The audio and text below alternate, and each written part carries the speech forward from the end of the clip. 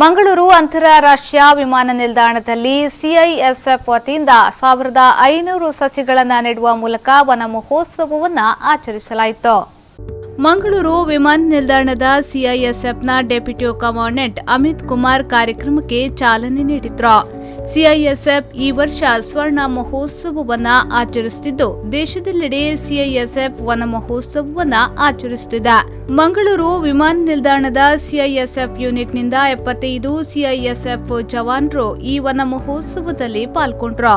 ಹಳೆ ವಿಮಾನ ನಿಲ್ದಾಣದ ಪರಿಸರದಲ್ಲಿ ರಸ್ತೆ ಬದಿಯಲ್ಲಿ ಸುಮಾರು 1500 ಸಸಿಗಳನ್ನು ನೆಡಲಾಯಿತು.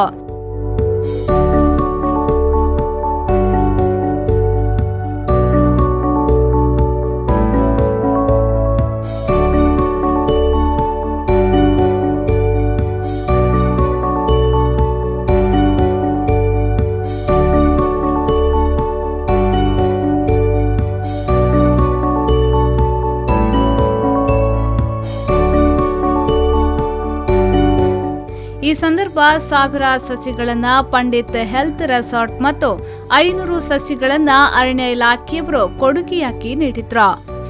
News bureau V4 news Mangaluru.